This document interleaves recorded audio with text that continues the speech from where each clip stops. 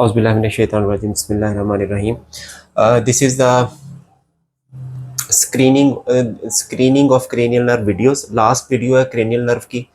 अब हम जो मेथड डिस्क्राइब करने जा रहे हैं इसमें हम स्क्रीनिंग करेंगे लास्ट 4 क्रेनियल नर्व्स की। 9, 10th, 12 को मैंने पहले लिखा है क्योंकि ये पहले हम चेक करेंगे और 11th बाद में। बस 9, 10th, 12th एंड 11 चारों को हम इकट्ठा स्क्रीन करेंगे इसके अंदर, और टाइम हमारे पास वही 10 to 15 सेकंड है। ये बड़ा इंपॉर्टेंट है ये वाला पार्ट, क्योंकि ये अक्सर हमें स्क्रीनिंग के अंदर ये करना पड़ता है। कोई भी हो तो ये ज़रूर करना है, तो इसको आपने गौर से सुनना है इस सारे को। उम्मीद है आप स्टडी पार्टनर के साथ होंगे, अपनी चीज़ें लिखेंगे, और जो मैं आपको बता रहा हूँ इसको आपने गौर से सुनना है और लिखना है और याद करना है, अभी रिहर्सल करनी है। अब 9, 10th, 12th एंड 11th इन चारों को एग्जामिन करने के लिए हमने 6 मैन्योवर्स करने हैं। सबसे पहला मैन्योवर है हेल्प फ्रॉम द स्पीच। जब आपने वो स्टार्ट के ऊपर इंट्रो किया होगा पेशेंट के साथ, अस्सलाम वालेकुम, वालेकुम सलाम, क्या नाम है, वहां से आपने पहले डिसाइड कर लिया होगा कि पेशेंट को हॉर्सनेस ऑफ वॉइस है या डिस्फोनिया है या डिसआर्थरिया, जिसको हम कहते थे हॉट पोटैटो वॉइस। जो डिसआर्थरिया दो तरह का होता है, जो कि एक सेरिबेलर डिसआर्थरिया होता है, एक हॉट पोटैटो वॉइस जो कि ज़ूडोबल्बर पाल्सी वाला। तो हमने ये मैंने आपको स्पीच में एक्सप्लेन कर चुका हूँ। तो बस आपने स्पीच से सोचना कि मैंने स्पीच के अंदर पेशेंट की वॉइस को क्या लेबल किया था, either it was dysphonia, either it was dysarthria. जो भी एक रिजल्ट होगा वो आपने एक पिक कर लेना है। ठीक हो गया। दूसरे नंबर पे आपने पेशेंट से करवानी है कफ, और कफ में देखना कि नेजल करेक्टर तो नहीं है। एक दफा नेट पे आपको सुन लें तो आपको बहुत सारे nasal character 9th and 10th cranial nerve palsy के मिल जाएंगे। खुद भी आप सुनेंगे ना, पेशेंट आपने देखे भी होंगे, तो नेजल टच, नेजल करेक्टर तो नहीं आ रहा। तीसरा इंपॉर्टेंट चीज है आर रिफ्लेक्स। स्पीच का पहले डिसाइड कर चुके होंगे, नहीं किया हुआ तो आप दोबारा भी अस्सलाम वालेकुम, वालेकुम सलाम करके अपना नाम बताएं, क्या हाल, तो आप एक दो वर्ड पूछ सकते हैं और अंदाजा लगा सकते हैं कि डिस्फोनिया डिसआर्थरिया। कफ आपने वहीं पे करा ली। अब है आर रिफ्लेक्स।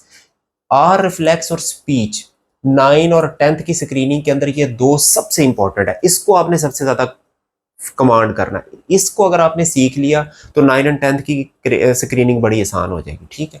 अब आप आ जाए आर रिफ्लेक्स के ऊपर।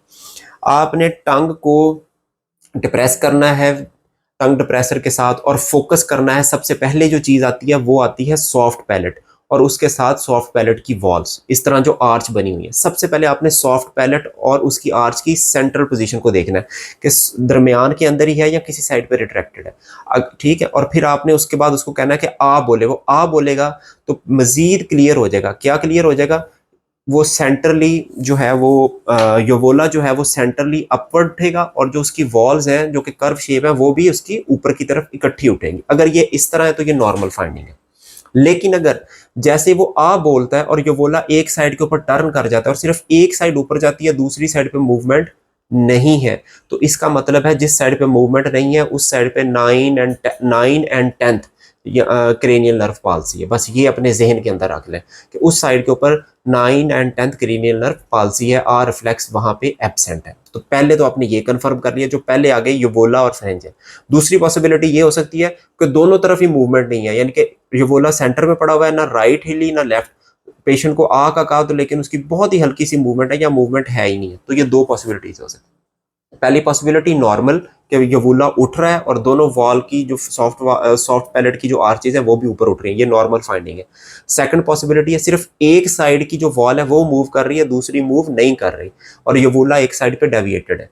तीसरी पॉसिबिलिटी क्या है कि यवुला सेंटर के अंदर ही है और दोनों साइडें नहीं उठ रही, दोनों साइड की वीकनेस है, दोनों साइड की 9 एंड 10th क्रेनियल नर्व की इन्वॉल्वमेंट है। ठीक है।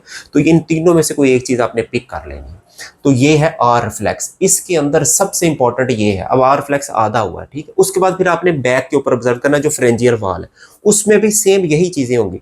या तो दोनों फ्रेंजियल वाल जो है वो मूव कर रही होगी, या सिर्फ एक साइड के ऊपर मूवमेंट होगी और दूसरी फ्रेंजियल वाल जो है वो नॉर्मल साइड की तरफ सिर्फ खिंच रही होगी और वो मूव नहीं कर रही होगी। ठीक है। तो आर रिफ्लेक्स करा के आपने सॉफ्ट पैलेट और यूवुला की मूवमेंट और फ्रेंजियल वाल की मूवमेंट देखनी है और डिसाइड करना है कि आइदर वो नॉर्मल है या unilateral 9th and 10th cranial nerve palsy या bilateral 9th and 10th cranial palsy by movement of the soft palate wall and pharyngeal wall. तो ये आर रिफ्लेक्स से हमने ये दो रिजल्ट निकालने हैं। अब आ जाए गैग रिफ्लेक्स। अक्सर पूछते हैं गैग रिफ्लेक्स क्या करें। एग्जामिनेशन के अंदर कोशिश करें कि गैग रिफ्लेक्स करें। फाइंडिंग आप इधर से पकड़ें कि 9 और 10th किस साइड की पॉलिसी है, उसको सिर्फ कंफर्म कर लें बाय गैग। सिर्फ डिजीज साइड के ऊपर गैग चेक करें। सिर्फ फ्रेंजियल वाल जो है, जो डिजीज जो आपको पक्का है कि यहाँ पे एब्सेंट होगा, वो चेक कर लें कंफर्म करने के लिए। ठीक है। तो वो आप जब लगाएंगे उसको कोई गैग नहीं आएगा, तो इसका मतलब उस साइड के ऊपर 9 and 10th cranial nerve sure shot है कि ये एब्सेंट है। दूसरी साइड पे अगर आपको बाइलेटरल लग रहा है तो दूसरी साइड पे भी आप चेक करेंगे तो गैग नहीं, बाइलेटरल या यूनि आर रिफ्लेक्स से जो रिजल्ट होगा उसको कंफर्म करने के लिए गैग रिफ्लेक्स करें, नहीं तो आप इसको ओमिट भी कर सकते हैं अगर आप स्क्रीनिंग कर रहे हैं और आपकी आर रिफ्लेक्स की जो फाइंडिंग है क्लिनिकली बहुत स्ट्रांग है अगर आपने इसको बना लिया। ठीक है, तो ये 9 और 10th की स्क्रीनिंग कंप्लीट हो गई इन 4 मेथड से। इनमें से अगर आप स्पीच और आ के ऊपर जो है ना फोकस कर लेना तो आपको 9 और 10th की पॉलिसी यूनिलेटरल या बाइलेटरल एग्जैक्ट पता कर। ठीक हो गया, तो ये आपको मैंने बता दिया, गैग जस्ट कंफर्म करने के लिए करना। तो 9 और 10th की स्क्रीनिंग हो। अब आ जाए 12th। उसके बाद हमने क्या करना है, मुंह के अंदर टंग पेशेंट की होगी उसको ऑब्जर्व करना है, वेस्टिंग और फेसिकुलेशन है या नहीं है, पहली फाइंडिंग। दूसरा उसे कहना है पेशेंट को टंग बाहर की तरफ निकाले, अगर वो टंग बाहर की तरफ निकालता है तो वो सेंटर ही रहती है या किसी साइड पे डेविएटेड हो जाती है। ठीक है, एक साइड पे या राइट या लेफ्ट साइड पे डेविएटेड हुई। तो अगर तो वेस्टिंग है तो इसका मतलब बाइलेटरल उसको 12th नर्व पाल्सी है, जो कि हमारा हमने जैसे आपको पहले बताया था कि बल्बर पाल्सी में होता है। तो आपने उसको देखना कि वेस्टिंग और फेसिकुलेशन है तो बाइलेटरल 12th नर्व पाल्सी। या अगर उसने सेंटरली आपने जब उसको प्रोट्रूड कराया, टंग को प्रोट्रूड कराया तो वो किसी एक साइड पे डेविएट हो गई है तो इसका मतलब है सिर्फ आइसोलेटेड 12th नर्व पाल्सी है। ठीक है, तो ये opposite to the lesion side जो है ना दूसरी तरफ जो है ना ये रिट्रैक्ट कर जाएगी टंग। तो बस अगर प्रोट्रूड करके डेविएट हो जाएगी तो यूनिलेटरल पाल्सी है, सेंटर में पड़ी हुई है वेस्टिंग और फेसिकुलेशन है तो ये बाइलेटरल पाल्सी। बस ये आपने टंग को ऑब्जर्व करके ये 2 फाइंडिंग निकाल लेनी है कि 12th नर्व कैसी है। उसके बाद है shrugging off shoulder 11th nerve के लिए। बस पेशेंट के शोल्डर को बस ऊपर करें, बस इतना सा आप कर लें, आपकी 11th नर्व स्क्रीन हो जाएगी। तो ये अब आपने चारों नर्व आखिरी स्क्रीन कर ली है, ये मैंने आपको मेथड बता दिया। ठीक हो गया, और फोकस किस चीज पे करना है, स्पीच के ऊपर और आ के ऊपर। तो इसमें आपको पता चल जाएगा 9 एंड 10th आइसोलेटेड है या बाइलेटरल है, यहां से आपने जल्दी जल्दी ये डिसाइड कर लेना। ठीक है, स्पीच इंपॉर्टेंट होगी और आ होगी, और गैग सिर्फ कंफर्म करने की। 12th का मैंने टंग के आपको वो बता दिया, श्रगिंग ऑफ शोल्डर करें, और 9 10th क्रेनियल नर्व की स्क्रीनिंग कंप्लीट। अब आप ये जब चारों को स्क्रीन कर लेंगे तो 3 एंड रिजल्ट आपके निकल सकते हैं, ये बात आपने याद रखनी है। पहला तो ये कि नॉर्मल होगा सब कुछ, कुछ भी नहीं मिलेगा।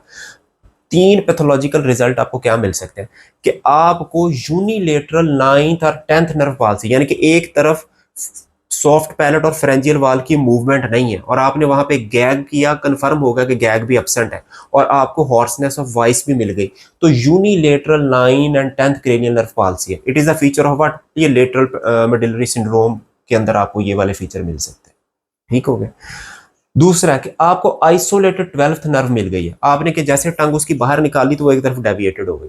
ये किस में मिल सकती है कि मीडियल मेडुलरी सिंड्रोम, इसके अंदर कॉर्टिकोस्पाइनल ट्रैक्ट अपोजिट साइड का जो है ना वो वीकनेस आपको मिलेगी, तो मीडियल मेडुलरी सिंड्रोम का फीचर, तो आइसोलेटेड 12th नर्व पाल्सी मिल सकती है। ठीक है, तो यूनिलेटर 9 और 10th या यूनिलेटर 12th, इनमें से कोई एक चीज आपको मिल सकती है। ठीक है, ये स्ट्रोक के पेशेंट के अंदर, बस इतना याद रखें, स्ट्रोक के पेशेंट के अंदर आपको ये फाइंडिंग मिल सकती है। अब अगले 2 फाइंडिंग जो आपको मिलेंगी वो पैराप्लेजिया या क्वाड्रीप्लेजिया के पेशेंट में मिल सकते हैं। वो होते हैं upper motor neuron type 9 10th and 12th palsy, bilateral दोनों तरफ की, यानी कि आपने उसके जब आर रिफ्लेक्स चेक करवाया तो उसके जो दोनों जो थे ना जो आर्चिस थी सॉफ्ट पैलेट की वो मूव ही नहीं कर रही और यूबुला सेंटर के अंदर है, इसी तरह फ्रेंजियल वाल भी मूव नहीं कर रही। बाइलेटरल आपने गैग चेक किया वो भी एब्सेंट आ रहा है, और आपने जब उसकी जो है ना वॉइस आपने देखी तो वॉइस उसकी हॉट पोटैटो वॉइस थी। तो ये जो मैंने आपको बताया डिसआर्थरिक हॉट पोटैटो वॉइस है, यहाँ से आपको ये मिली, तो इसका मतलब है patient is having bilateral upper motor neuron 9 10th and 12th palsy, इसको हम कहते हैं जूडो बल्बर पाल्सी।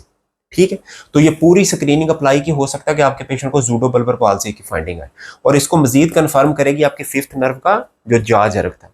तो आपको एक पेशेंट को ये आपको मिलेगा। इसमें जो ना स्पीच बड़ी इंपॉर्टेंट है, स्पीच आपको बताएगी, और स्पीच जो है ना एग्जैक्टली आपको बता देगी कि इसको जो है ना जूडो बल्बर पाल्सी होती है। बाकी मैंने आपको सारे फीचर बता दिए और कॉजेज मैंने पिछली वीडियो में इसकी बताई थी आपको।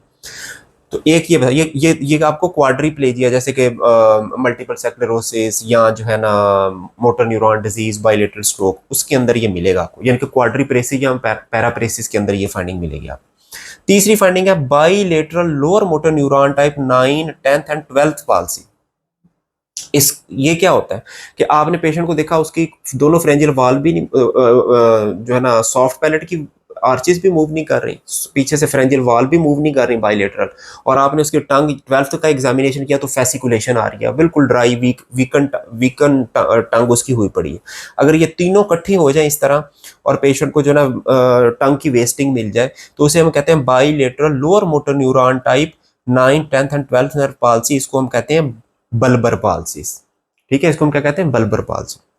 ये भी हमने यहाँ, जैसे मैंने आपको बताया कि बल्बर पाल्सी आपको मोटर न्यूरॉन डिजीज का फीचर है, उसमें आपको ये मिल सकती है। ठीक है, तो पैराप्रेसिस या क्वाड्रीप्रेसिस में ये दो पैथोलॉजीज मिलेंगी आपको आखिरी चारों नर्व स्क्रीन करने में, और स्ट्रोक के पेशेंट के अंदर ये वाली यूनिलेटरल आपको फाइंडिंग मिलेंगी स्क्रीन करने, और ये चारों इकट्ठी आपने 6 मिनट से करनी है। उम्मीद है इसकी स्क्रीनिंग आपको समझ आ गई होगी।